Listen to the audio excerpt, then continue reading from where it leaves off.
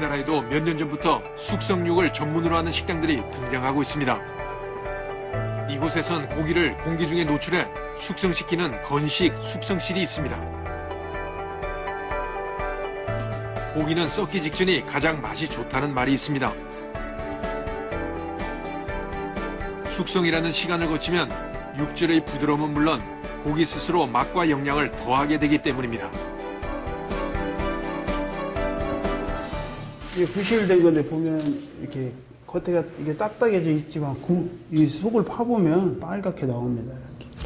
좀 있으면 숙성을 해서 맛을 내려면 지방이 적은 고기일수록 좋다고 합니다. 이거보다 훨씬 더 적은 상태로 여기 이렇게 보면 균이 있죠. 치즈균인데 이게 미생물이 이렇게 자리를 잡고 이걸 생으로 먹어도 아무 문제가 없습니다. 자, 한번 드셔보시죠.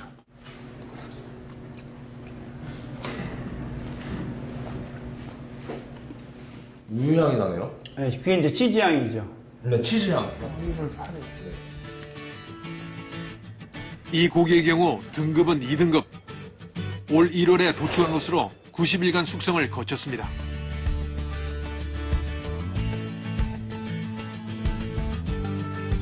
고기 안에 있는 효소에 의해 단백질이 아미노산으로 분해가 되면서 고기의 풍미는 더해집니다.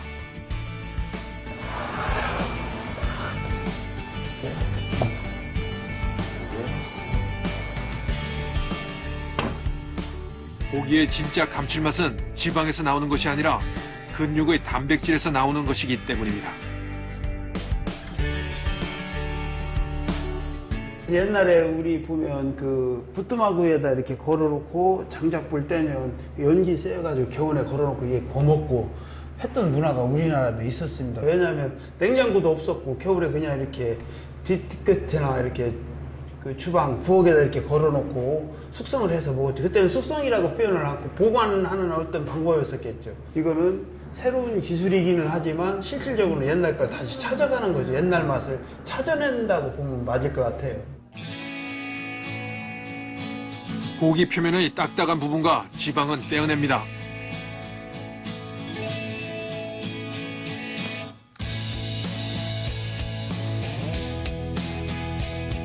신선한 고기에서는 느낄 수 없는 육향과 육질을 가지고 있다는 숙성육.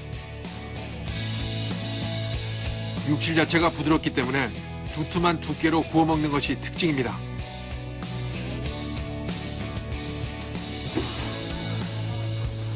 우연히 이 맛을 본 사람들에게는 기름기 많은 고기가 부드럽고 맛있다는 편견이 사라진 지 오래입니다.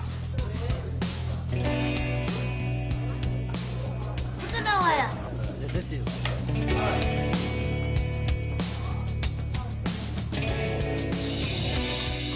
소고기는 이제 조금만 몇 점을 먹어도 이게 조금 이제 느끼하거나 좀 이제 입안에서 이제 좀 텁텁한 느낌이 있는데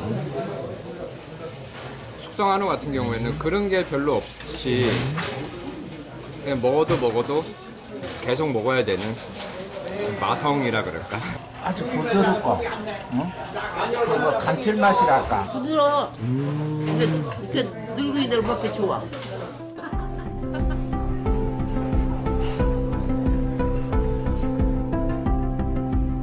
또 다른 숙성법인 습식 숙성도 있습니다. 이것은 3등급의 저지방육을 가지고 45일 이상을 숙성한 것입니다. 일정한 온도에서 고기를 공기와의 접촉을 차단해 숙성시키는 방법입니다.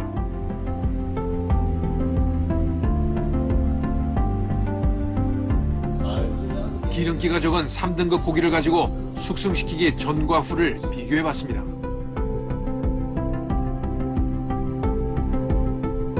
그런데 숙성을 시킨 고기가 마블링이 더 많아 보입니다.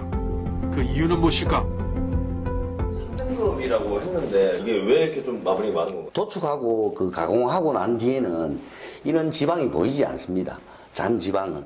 시야에 보이지 않던 마블링이 15일에서 30일 사이에는 분명히 나타납니다. 조그마한 지방이라도 얼지 않은 냉장고에서 시간이 지남으로써 그 단백질 속에 표시가 나는 겁니다.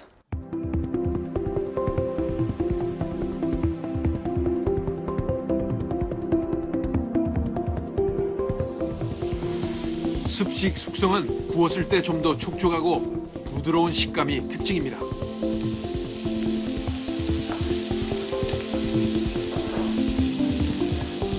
마블링 가득한 고기의 맛과는 전혀 다른 부드러운 맛을 느낄 수 있다고 합니다.